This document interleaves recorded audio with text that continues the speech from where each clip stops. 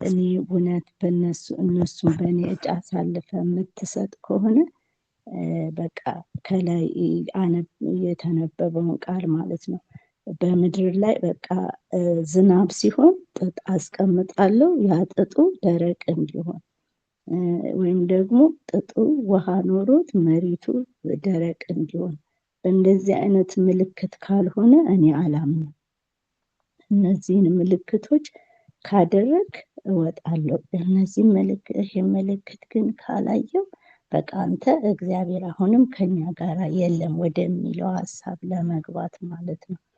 እና እግዚአብሔርን በሱ ህይወት እንደዛው ደግሞ ሲያደርግ እናያለን። በምልክት ሲያጸናለት ደግሞ እናያለን ማለት ነው። እና በሌላ ቦታ ደግሞ አንድ ቃል አለ።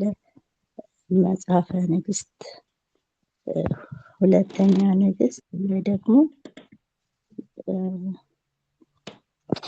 ምዕራፍ 20 ላይ ነገሥት ሁለተኛ 28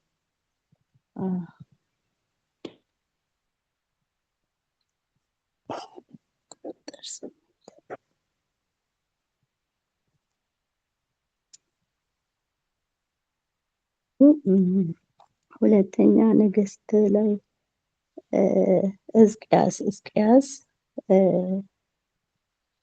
እንደዚሁ እግዚአብሔር እድሜ እንደጨመረለት እናያለን። እና ምንድን ነው የሚል የነበረው? እግዚአብሔር በእውነት እኔ ድኜ ከሆነ እግዚአብሔር እድሜ ቀጥሎልኝ ከሆነ አሁንም ለእኔ ምልክትን እንዲያሳየኝ እፈልጋለሁ እያለ ይናገራል። እሱ ምን አይነት ምልክት ይፈልጋል? ፀሐይ ወደኋላ ጥላዋ ወደኋላ እንዲመለስ፣ ወደፊት ከሆነ ቀላል ነው። ወደኋላ ጥላዋ እንዲመለስ ግን ቅድመ ነገሥት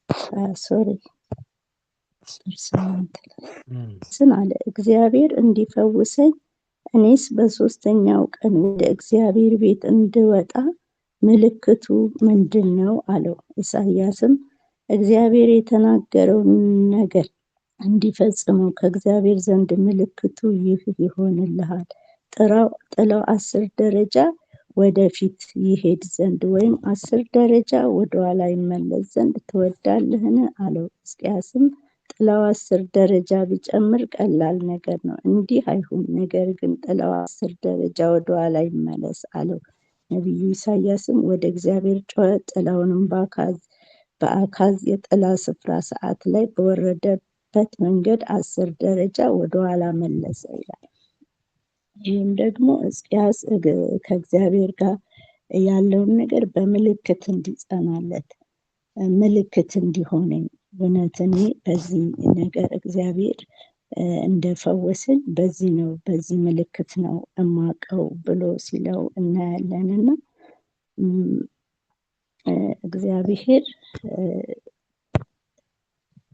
እንደዚሁ ደግሞ በዚህ ምልክት ነበረና የሚፈልገውና እግዚአብሔር ትልቅ ነው። አባቶቻችን በድሮ ጊዜ እንግዲህ በእንደዚህ አይነት ነገር ነበረ ከእግዚአብሔር ጋር ዲል የሚያደርጉት የነበረው።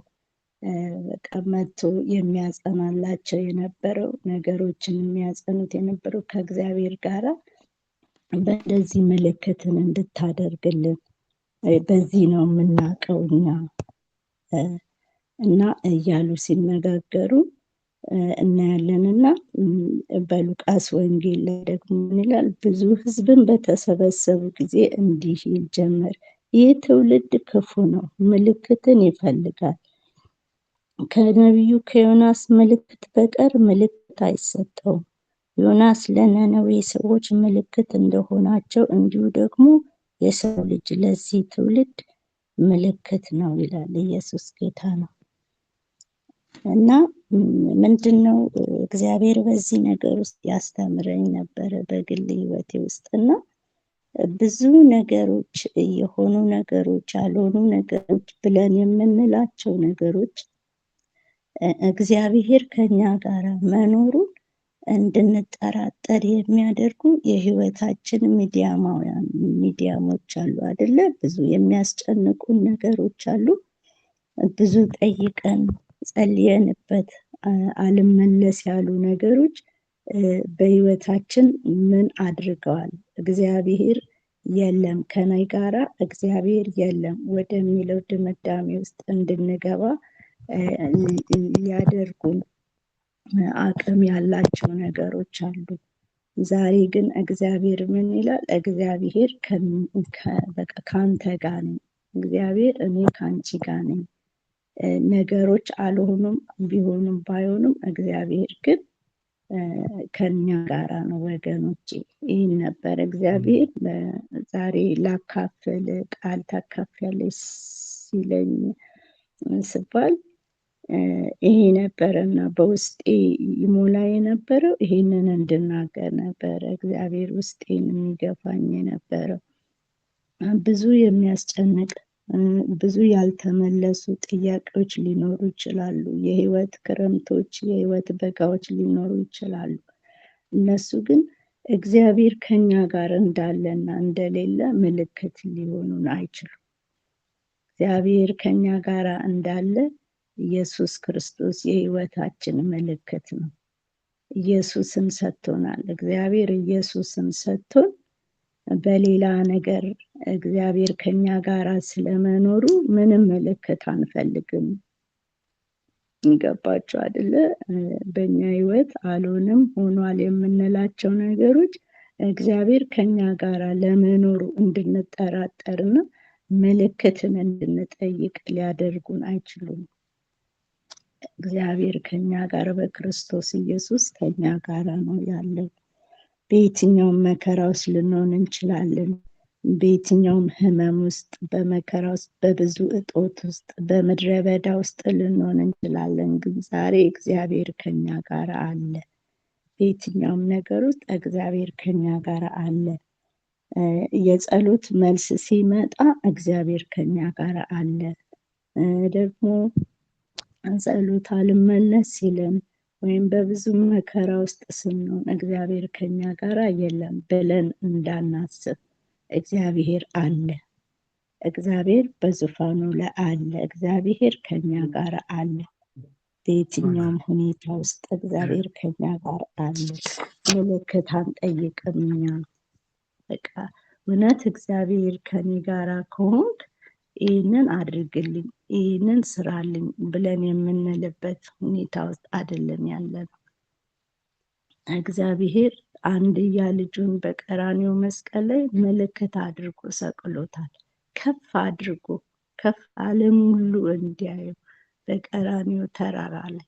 ስለዚህ ቀና ስንል ማየት የምንችለው በመጀመሪያ ማየት ወደምንችለው ቦታ ላይ ነው እግዚአብሔር አንድ ልጁን ለኛ የሰጠውና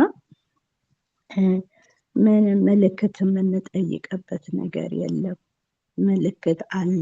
ምልክታችን ራሱ ኢየሱስ ክርስቶስ እግዚአብሔር ከኛ ጋር ስለመሆኑ ትልቅ ምልክት ነው። መንፈስ ቅዱስ በውስጣችን ይመሰክርልናል። ስለዚህ እግዚአብሔር ከኛ ጋር አለ። እግዚአብሔር ከእናንተ ጋር አለ። በብዙ ጥያቄ ውስጥ ላላችሁ፣ በብዙ መከራ ውስጥ፣ በብዙ ሐዘን ውስጥ ሊሆን ይችላል። በብዙ የህይወት ጥያቄ ውስጥ ሊሆን ይችላል። ግን እግዚአብሔር አለ የትኛውም ሁኔታ ውስጥ። ሃሌሉያ። በምልክት አይደለም። አሁን ከዚህ በኋላ ከእግዚአብሔር ጋር ዲል የምናደርገው በእንደዚህ አይነት ነገር አይደለም። ከእግዚአብሔር ጋር በቃ እግዚአብሔር ኦልሬዲ ከኛ ጋር እንዳለ በክርስቶስ ኢየሱስ አሳይቶናል። እና ይሄ ነበረ ውስጤ የሞላውና በዚህ ነገር ላይ ጥቂት እንጸልያለን። ሃሌሉያ። ክብር ለኢየሱስ ይሁን።